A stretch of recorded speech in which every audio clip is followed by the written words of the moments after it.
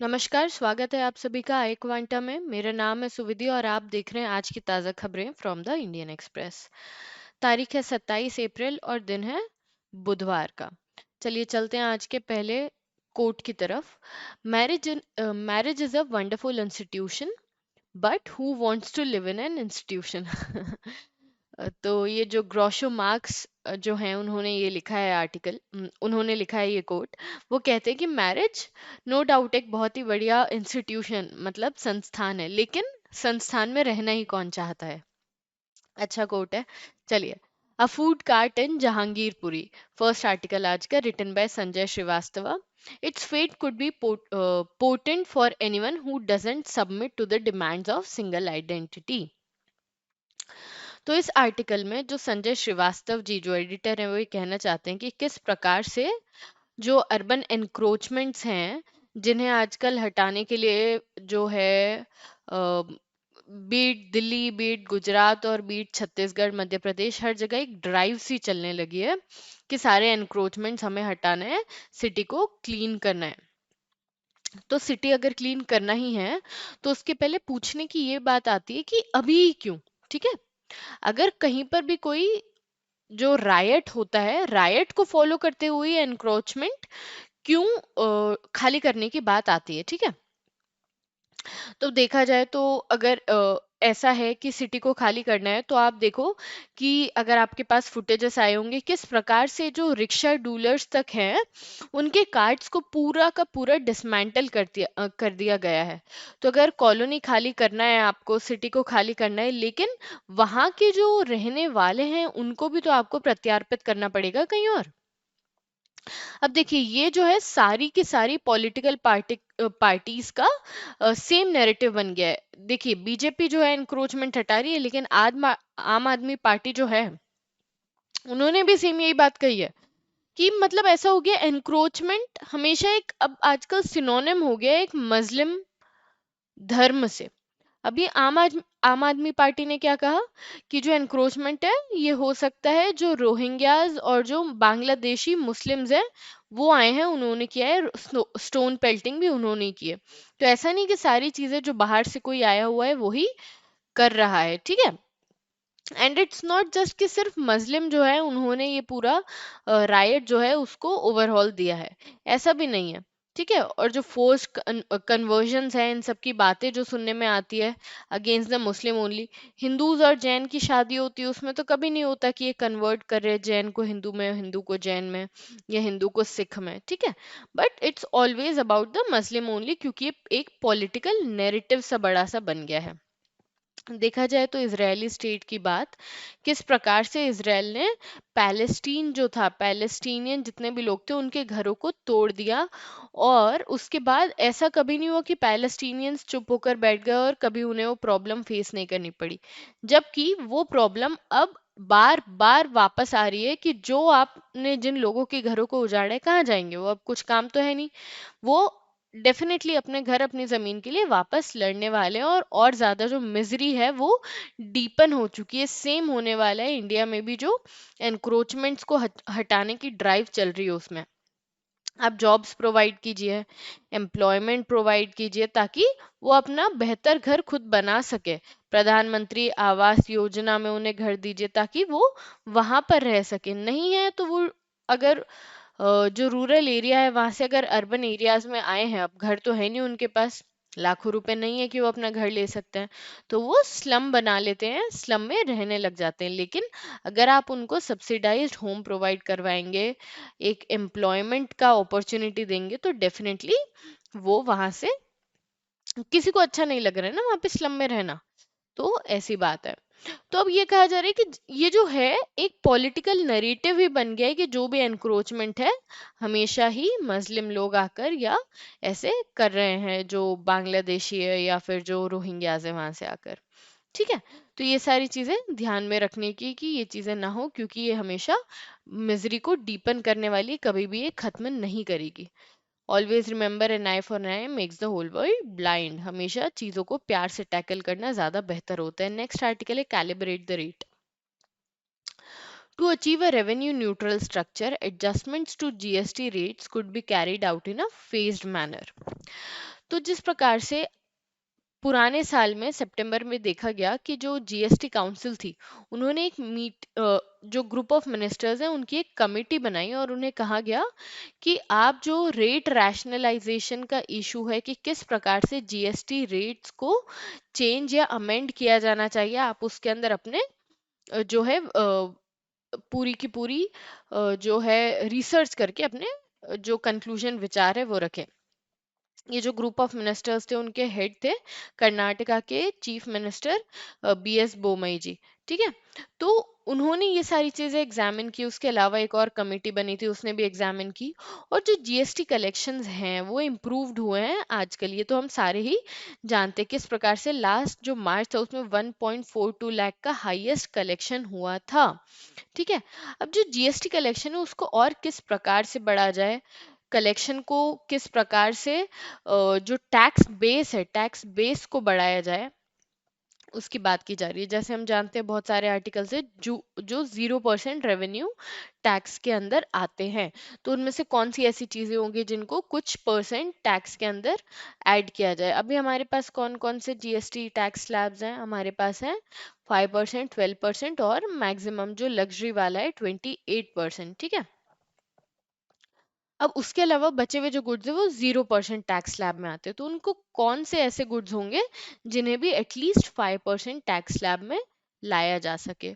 और जो है बाकी ये जो सारी चीजें हैं, ये 12 और 18% स्लैब जो है उसको भी कैसे चेंज किया जा सकता है, बनाया जा सकता है। ठीक है, जैसे 18% स्लैब जो था उसको 12% या फिर 28 में कर दिया, तो या तो एक और नई स्लैब भी लाई जा सकती है। ठीक है, तो ये सारी चीजें कंसिडर करने की है।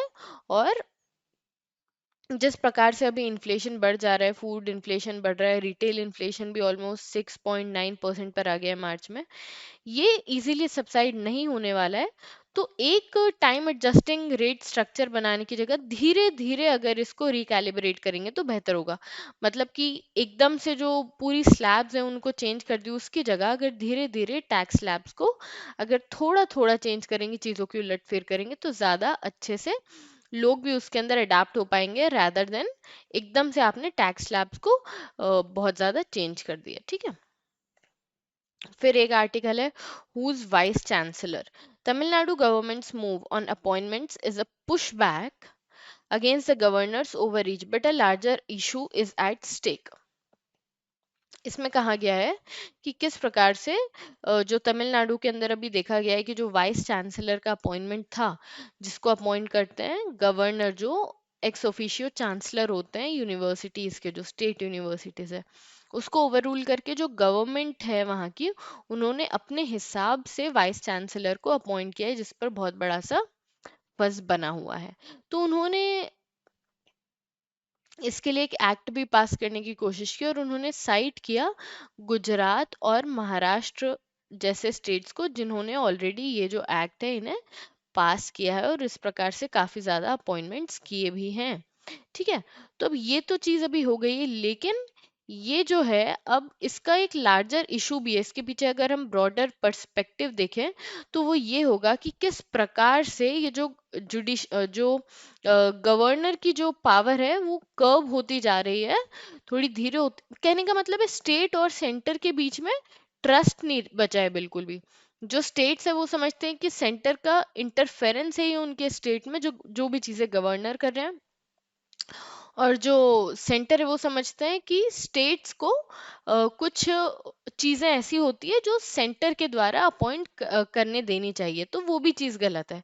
जो वाइस चांसलर का अपॉइंटमेंट है वो गवर्नर का और जो स्टेट है उनको मिलकर करना चाहिए, करस्पॉन्डिंग कि कौन उसके लिए ज्यादा बेहतर है, दोनों को मिलकर।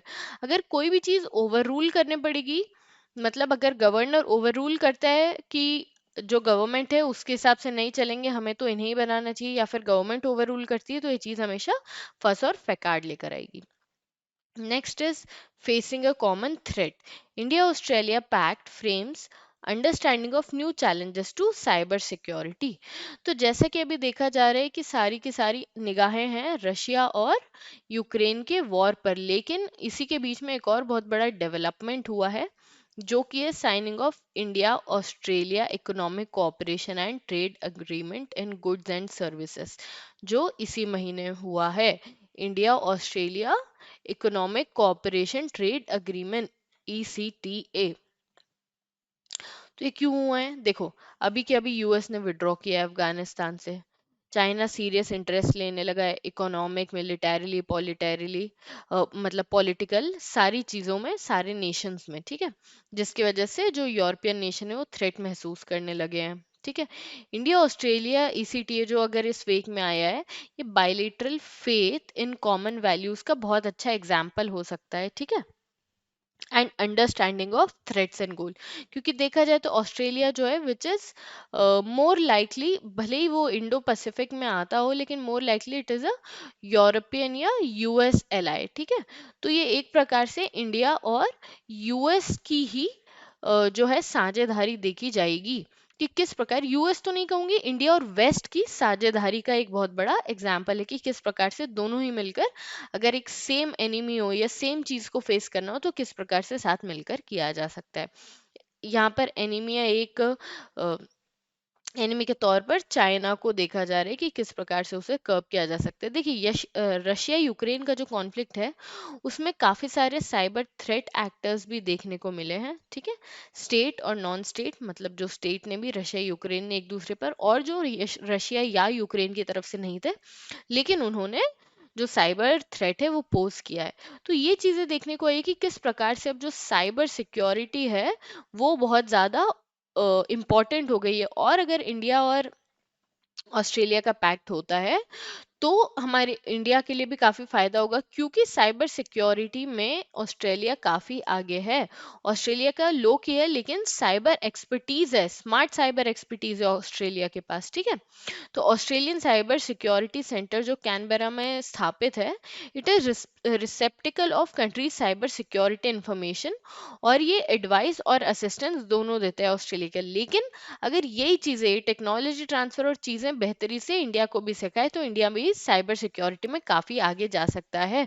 जैसा कि अभी न्यूज इन ट्रांजिशन कुछ समय पहले ही था कि किस प्रकार से इंडिया को अपनी साइबर सिक्योरिटी के अंदर रीच बढ़ाने की जरूरत है, क्योंकि भले ही अभी इंडिया काफी ज्यादा आगे हो नेवल और एयरफोर्स और आर्मी के अंदर, लेकिन अब जो है मोड ऑफ वॉरफेयर चेंज हो रहा है। अब ये जैसे रशिया यूक्रेन वॉर चल रहे हैं, ये काफी कम होने लगेंगे। अब साइबर वॉरफेयर, केमिकल वॉरफेयर, इनकी ज्यादा थ्रेट देखने को मिलती है। तो हमें इसके अंदर अपना जो है अपनी जो रीच है वो बढ़ानी होगी, ठीक है। तो ये जो एक्सपर्टीज है, national law enforcement, intelligence agencies, crime investigation, national security bodies, ये सब पार्टनरशिप में काम कर सकती है along with the Australian cyber security centre, ठीक है। ताकि इंटेलिजेंस शेयरिंग जो भी थ्रेट्स पर है वो हो सके, और जो कंट्रीज है दोनों ज्यादा सिक्योर हो सके, ठीक है। तो ये जो चीज है, प्राइम मिनिस्टर नरेंद्र मोदी और उनके ऑस्ट्रेलियन काउंटर पार्ट जो स्कॉट मॉरिसन जी हैं, उन्होंने इसकी नींव रखी थी कॉम्प्रिहेंसिव स्ट्रैटेजिक पार्टनरशिप की, जब वो मिले थे 2020 में, ठीक है। अब ये जो न्यू साइबर सिक्योरिटी फ्रेमवर्क है, इसमें 5 ईयर का प्लान है to work together on digital economy, cyber security and critical and emerging technologies. तो चार चीजें हैं, digital economy, cyber security, critical and emerging technologies, ठीक है। कितना फंड इसके लिए होगा? 9.7 मिलियन डॉलर का फंड इसके लिए होगा for bilateral research and improved cyber security and cyber resilience, ठीक है। तो एक हर साल इसके अलावा क्या होगा, एक साइबर पॉलिसी डायलॉग होगा, मतलब दोनों जगह के जो काउंटर पार्ट्स होंगे साइबर सिक्योरिटी के लिए वो बात करेंगे। जॉइंट वर्किंग ग्रुप एक बनेगा ऑन साइबर सिक्योरिटी, और जॉइंट वर्किंग ग्रुप ऑन आईसीटीज जो है वो एक स्टैब्लिश भी हो चुका है। और हमेशा एक annual India Australia foreign minister की साइबर फ्रेमवर्क पे डायलॉग भी होगी। तो साइबर पॉलिसी पे डायलॉग जो होगी फॉरेन मिनिस्टर के इंडिया और ऑस्ट्रेलिया की होने वाली है। 2017 में ये चालू हुई थी, और उसके बाद ये इंडोनेशिया, सिंगापुर, थाईलैंड, और मलेशिया, वियतनाम, कंबोडिया, इनके भी सपोर्ट से हुई है। 2021 में ऑस्ट्रेलिया ने जो है क्रिटिकल टेक्नोलॉजीज का इनिशिएटिव भी ऐड किया है इसके अंदर, ताकि बायलिटरल पार्टनरशिप इंडिया और क्वाड के साथ और ज्यादा बढ़ सके। ठीक है, पहले जो बेसिक्स थे, न्यू साइबर फ्रेमवर्क में digital economy, cyber security, emerging technologies पर था, और अब क्रिटिकल टेक्नोलॉजीज पर भी हो चुका है। तो जो फाइनल इसका एक कंक्लूजन मैं बताऊं एक प्रकार से, तो बस यही है कि इंडिया ऑस्ट्रेलिया का जो पैक्ट है, जो नए चैलेंजेस हैं साइबर सिक्योरिटी के, इसको काउंटर करने में बहुत ज़्यादा काम कर सकता है, क्योंकि इंडिया के पास मैन पावर है और ऑस्ट्रेलिया के पास टेक्नोलॉजी है। तो दोनों ही मिलकर एक दूसरे के लिए हेल्प कर सकते हैं in the research and development and further undergoing the undertaking the end helping the security of both the Nations. ठीक है, चलो, फिर उसके बाद एक ये छोटा सा आर्टिकल था, true love, fictosexual love and marry fictional characters, they are more honest perhaps about the nature of romance। तो जिस प्रकार से अभी एक दो दिन पहले न्यूज आई थी कि एक जापानीज पर्सन है, उन्होंने अपने एक जो फिक्शनल पॉप स्टार थी, जो उन्हें पसंद थी, उनके साथ शादी कर ली है। ठीक है, तो कम से कम ऐसा तो होगा कि वन साइडेड लव होगा, लेकिन जो जो ये आदमी है जिनका नाम है अकीको कोंडा, इन्हें कम से कम पता तो होगा कि वन साइडेड लव है। दिस इज नॉट लाइक कि एक व्यक्ति दूसरे व्यक्ति को जब बस यूज कर रहा है करके। तो ऐसा ही एक था कि ये फिक्टोसेक्सुअल्स की तादाद अब बढ़ती जाएगी या जो भी, तो इस पर ये अब न्यूज इन ट्रांजिशन बनती रहेगी, इस पर आगे आर्टिकल्स आते ही रहने वाले हैं। नेक्स्ट है PDS and end of a golden chapter. इसके अंदर जो एडिटर्स है वो बताते हैं कि किस प्रकार से पैंडेमिक के दौरान स्पेक्टैक्युलर परफॉर्मेंस देखने को मिली थी दो चीज़ों की। एक तो नेशनल फूड सिक्योरिटी एक्ट जो है उसकी, और एक प्रधानमंत्री गरीब कल्याण योजना, जो एक अन्न वाली योजना थी प्रधानमंत्री की।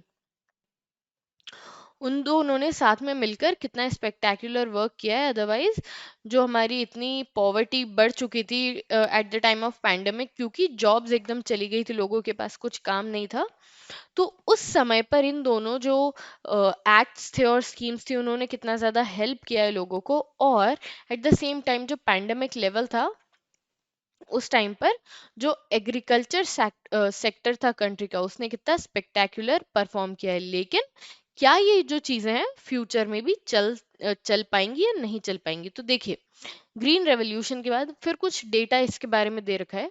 ग्रीन रेवोल्यूशन के बाद जो एग्रीकल्चर सेक्टर था उसने पहली बार इतना बेहतर परफॉर्म किया। तो जो 1967-68 में ग्रीन रेवोल्यूशन हुआ था, उसके बाद अब जाकर इतना बेहतर परफॉर्मेंस हुआ है, ऑलमोस्ट 3.3% इंक्रीज हुआ है।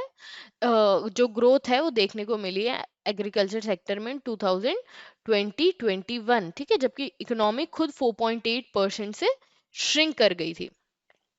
फिर फार्म सेक्टर जो थे, उन्होंने 2019 से लेकर 2022 तक ऑलमोस्ट 11 मिलियन जॉब को दिया था, जबकि 15 मिलियन जॉब जो थी वो पैंडेमिक की वजह से उन्होंने हिट पाया था in IT and all the sectors. फिर बताया गया कि किस प्रकार से ये जो पब्लिक डिस्ट्रीब्यूशन सिस्टम वाली स्कीम्स हैं, उन्होंने जो देखो क्या होता है इन पब्लिक डिस्ट्रीब्यूशन स्कीम के अंदर, जो राइस और वीट का जो सेल है वो 2 रुपए या 3 रुपए किलो इस हिसाब से रहता है। ठीक है, एकदम हाईली सब्सिडाइज रेट में। तो ये जो है राइस और वीट, ये 92 मिलियन टन जो है इनकी खपत हुई थी, और 105 मिलियन टन इनकी खपत हुई थी 2021-22 में।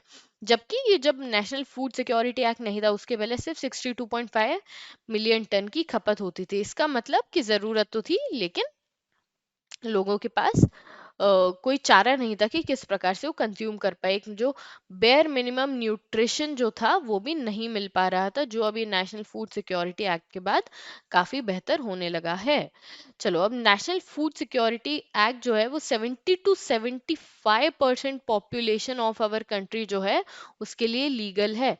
मतलब 75% population, around 80 to 85 crore people जो है, ये नेशनल फूड सिक्योरिटी एक्ट जो है इसको यूज करते हैं। इसके अंदर 5 किलो ग्रेन मिलती है पर person per month. Highly subsidise rate में, वही 2 किलो चावल एक मतलब 3 रुपए किलो राइस, ठीक है।